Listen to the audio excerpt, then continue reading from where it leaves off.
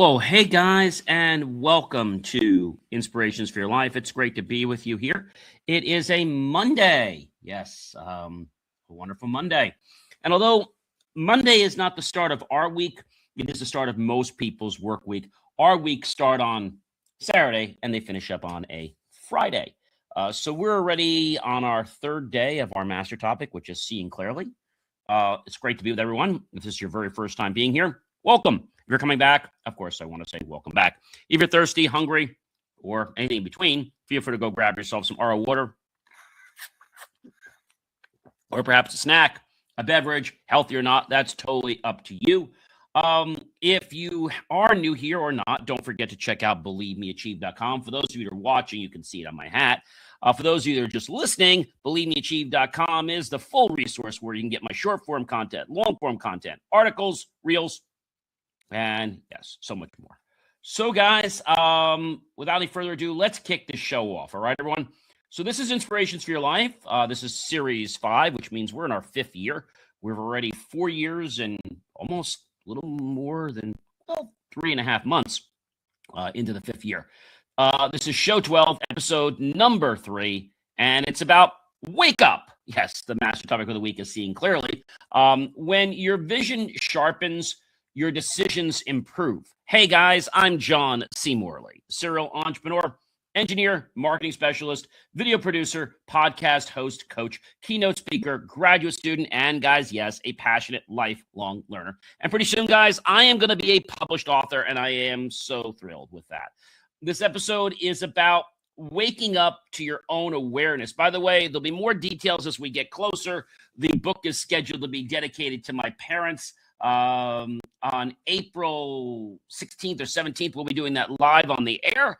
And then the book will be officially open for orders the end of April. I'll be starting my official book tour in June. So definitely stay tuned for that. Also, I will have the book on Amazon. It'll be, I believe, on Barnes & Noble Press. It'll also be on ACX, on Amazon Audible. So you can get it there as well. So this episode, ladies and gentlemen, is about waking up to your own awareness, sharpening your thinking, and making intentional choices and decisions that align with your goals and, of course, your values. Now, strong lives are built when awareness replaces assumption and intentional choices replace drift. You know, a lot of people get confused with this, but this is how it works. So this is Wake Up Monday. And again, awareness begins, ladies and gentlemen, with transformation. Everything starts with noticing. And it could be a subtle notice. It doesn't have to be anything really big. Noticing what's happening in your mind and the environment around you. I think a lot of people miss the environment around them because they're so busy that they don't have time to quiet the chattering monkeys in their head. Awareness, guys, is the spark that ignites growth.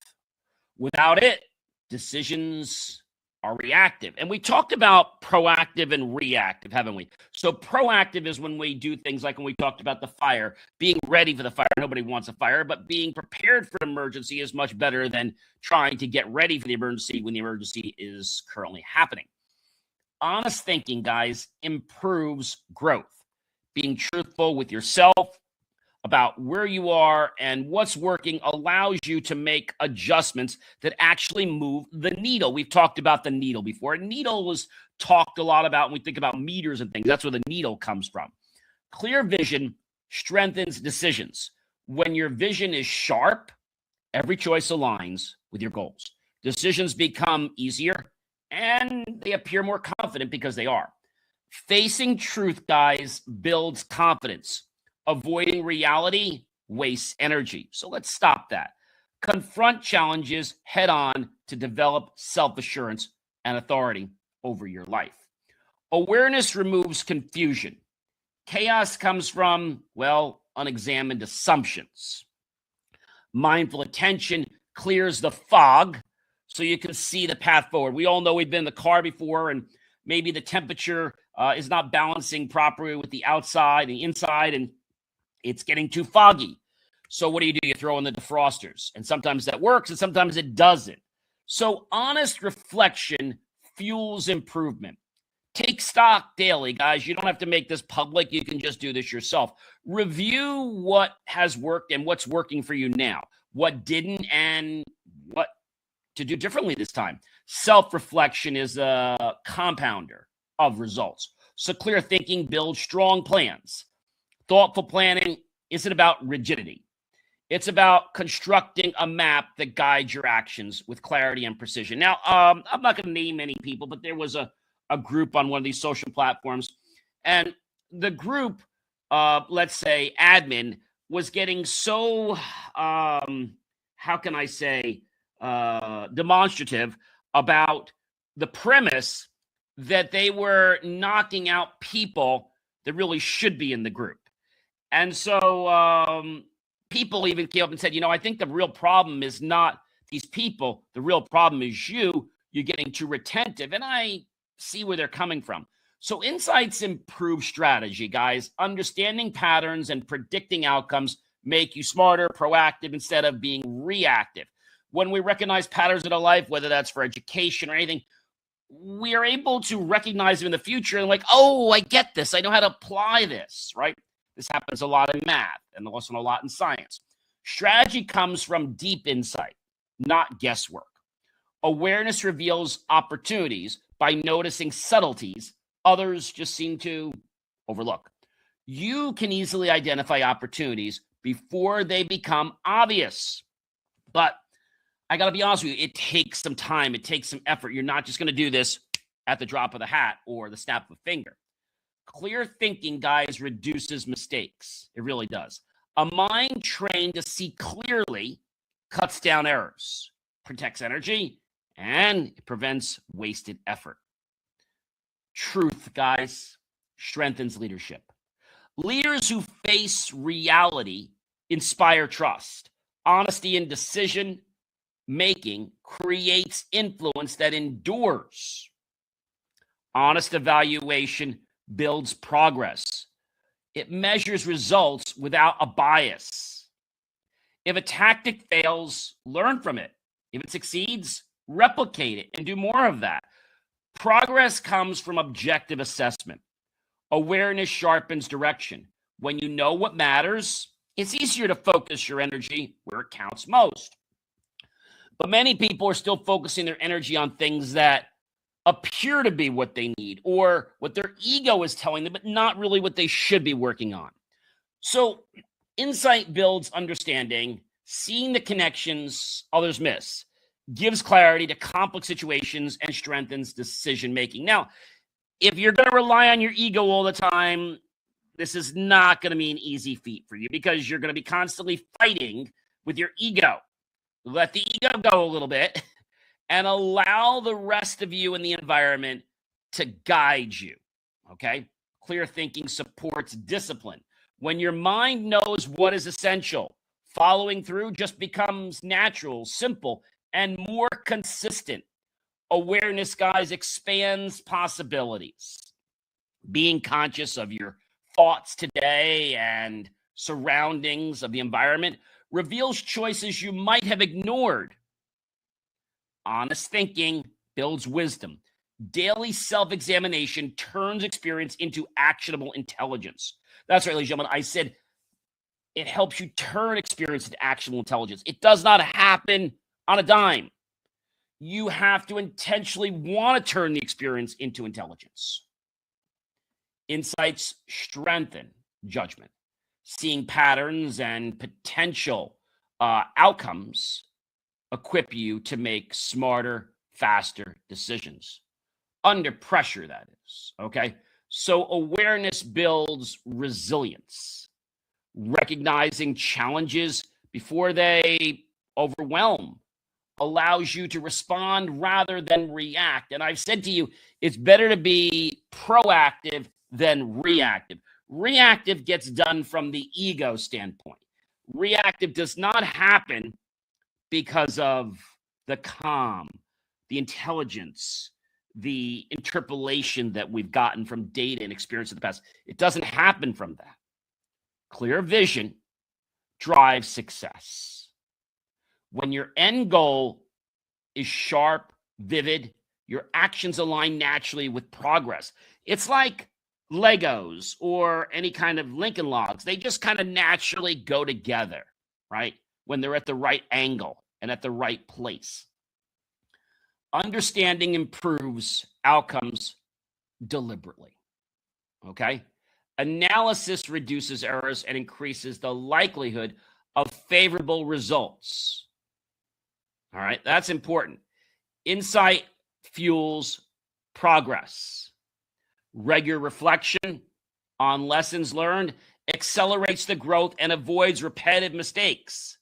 See, once we make a mistake and we don't acknowledge that mistake, we keep making it over and over and over again, and it becomes a habit, and it's hard to undo that programming.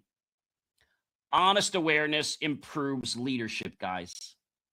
Knowing your strengths and your weaknesses strengthens your ability to lead and inspire others. Clarity supports better action, guys. So when we get clear, we know where we're going. When the windshield in our car doesn't have snow on it or doesn't have fog on it, we can actually see where the heck we're driving. Actions become more effective when guided by a clear, prioritized plan. I just told you that when your windshield is foggy, you shouldn't attempt to drive, right? When you have a clear vision, or if you're wearing eyeglasses, even I wear sunglasses. If your glasses are cloudy, suddenly things are not sharp and you're missing details, not just small details, but big details. Awareness improves timing. Recognizing the right moment to act increases efficiency and impact. Clear thinking increases your efficiency, just like a clear window increases your ability to drive properly. Eliminating mental clutter lets you focus on the tasks that truly matter. But sometimes our ego, puts up these blocks. And it becomes this tug and pull game, tug of war, with our one side of our mind and the other side, right? Because of the ego. Insight, ladies and gentlemen, strengthens planning. Understanding potential obstacles before they arise allows preemptive action and smoother execution. We've talked about preparing for emergencies, whether it's the fire. I use the fire a lot because that's an important one, right? So what you should have is you should have an escape plan. You should know at least 2 ways to get out of your home or your building. You should have the go-to plan of what you're going to grab, your go bag, your emergency stuff. That's it, not everything else, not the kitchen sink. Where are you going to meet when this happens? How are you going to get out of your home or your building? Practice this. Don't just say we're going to do this in an emergency. We'll actually practice it. Yeah, that's just as good as like nothing. So you want to practice this and get comfortable so that going to that place, doing these things, the stop, drop, and roll, is not something, let's try that the first time. No. During a fire should not be about being reactive. It should be about being proactive. There's certain things in a fire you're going to be reactive to, and that's okay, like fire and smoke. But the rest of it, you should be proactive and expect and know how to respond. Honest awareness, guys, fuels growth. Continuous self-evaluation ensures that learning compounds over time. Over time. The key is it doesn't have to happen overnight. I said over time. Clarity creates opportunities. Clear priorities free up mental and physical energy to seize what others miss. And that's the difference between a successful person and a non-successful person, is that the non-successful person is still looking at the clouds. They're still looking at the picture from, let's say, weeks, days, months, or years ago. They're not looking at the picture of the situation with today's mindset. Wake up to what matters, guys. Awareness, honesty, insight, and clarity combined to produce deliberate action that transforms your life. This is your moment to move intentionally rather than drift. And I think when we hear about the conversation of drift, we're like, if I drift, it's no big deal. I can just get back on track. Yes, you can. But every time you fall off or you drift, you have to recalibrate again. I'm going to use this to analogy that is very clear to me and hopefully to you. I started competitive sailing when I was not even like 7. I learned how to sail when I was like 4 or 5. And the thing about it is that if you are in a race, I did competitive racing on B-cats and sunfish, which is what I learned on. If you understand that maybe you've drifted from the position of the wind, a choice that you made. And let me just give you a couple examples. Now, forget the race for a moment. Let's say if you drift one side. If you drift one side, it might be hard for you to get back because now you're not going to be able to just let the sail out halfway, be on a reach, or all the way to be on a run. You might now have to tack back because the other position is actually almost in the wind. And if you go in the wind, you'll be in irons. So we've got to be proactive. So yes, you can drift, but it might take you 2, 3, or 4 times longer to get back. If you're in a race, and let's say I got off the wind, okay, and now I can't round the buoy as close as I want. I got to be careful because I might be too far away from the buoy. I'm going to lose time, or I might get too close to the buoy. And if I hit the buoy, you know what happens? I've got to reround it because that's how I am, right? You know, I'm all about intentional things, right? I'm about doing things that are intentional, integrity, right? But some people might say, you know what? I don't need to do that. I'm just going to do what I want to do. And then I'm going to get some people that aren't happy with you and are going to tell you that you better reround the buoy or we're going to protest. You're like, well, what's a protest? I don't care. Until you understand what protest means you're basically going into like an informal hearing where you've got 1 or 2 boat captains and skippers basically filing a formal complaint against you. And the race committee has to decide, are they legitimate? Do they have proof? And if you have even 1, 2, definitely 3, your hands down. When there's a protest, usually several people for principle want to come and be like reporting it. And when the race committee sees this, they're like, okay, this person's disqualified. And then you're ahead of that boat. So what can happen is by not rounding the buoy, you either might be pushed one, or they might totally disqualify you from the race, right? So in the case of this goes, it might be the sense that the other boats are far away, so they might just disqualify. So if you're in position, let's say 1, and there was 2 and 3, well, now you're going to be in position, let's say you'll be in the 3rd position, if that's the ones that you're rallying with.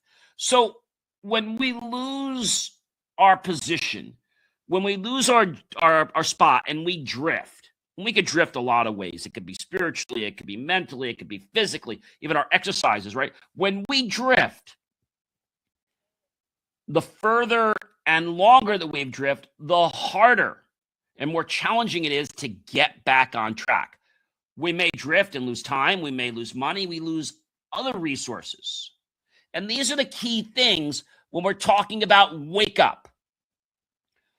Wake up is the fact that, hey, the world is moving and you're missing everything going right by you. It's right here, but you're not paying attention to it. So it's just going right over your head. And I know that sounds hard to believe, but people do this more than not than you'd expect in life. Somebody will say to you, well, I understand, right? And now you've done these things and they say they understand, but really they don't. And now you start explaining something to them. And because they don't even understand the premise of where you're coming from, now you've got to restart all over again. This can happen with vendors. This can happen in other relationships. It can happen a lot of different places. It can happen with yourself. I use the example of racing, let's say, exercising, even staying healthy. Once you drift, it is hard to get back. Not saying you can never get back, but it becomes harder. And if we think about wake up, right? Wake up in the morning, like, when you get up or wake up from a nap, your body comes back online. The best way to explain this is if you think of, let's say, technology. And let's say when you power something down, it goes offline. When your body is sleeping, it kind of goes offline, except for certain functions like your heart and things like that. There's certain parts of your body that always keep working. But when the rest of your body comes back online, you're now tuned into what's going on. There's a certain part of your body that never really goes offline. But when all of your senses come back online and you're alert and awake, you can be as precise to hear even the drop of a pin. And you might say, John, I can't. Well, pretend right now for me, if you're not driving, that you're sitting on the edge of your favorite chair. Okay? Now pretend for a moment that you are the most fierce, ferocious lion. You're quiet. And you're listening for any sound in that forest that you could gather prey on. The sound so silent that you could hear the drop of a pin.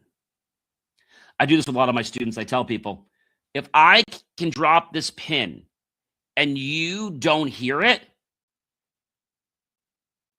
your attention's not with me. The subtle drop of a pin doesn't really sound like a pin. It sounds like a little light click. And the first time I did it, I was like, oh, there's no ting sound. I just heard like a click. And that was kind of interesting to me. So waking up is our body using our resources to connect to our environment externally and internally.